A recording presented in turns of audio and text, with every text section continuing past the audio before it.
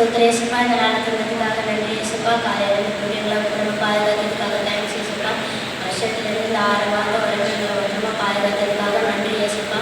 இப்போ நம்ம உங்களை ஆராதிக்க போகிற இயேசுப்பா, அதை உங்களுக்கு பிடிச்ச மாதிரியும் நீங்கள் அதை அக்செப்ட் பண்ணிக்கிற மாதிரியும் இருக்குது இயேசுப்பா. நாங்கள் பண்ணுறது உங்களுக்கு பிடிக்கணும் இயேசுப்பா. ஆமென்.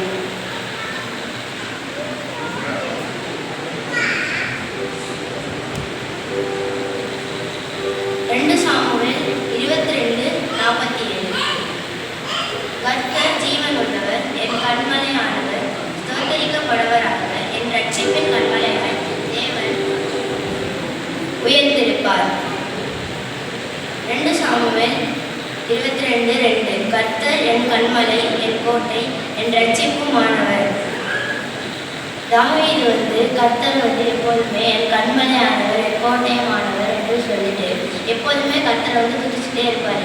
அதே மாதிரியே நம்ம இப்போ கர்த்தரை என் கண்மலையும் என் கோட்டையுமானவர் என்று சொல்லி துதிக்க போகிறோம்.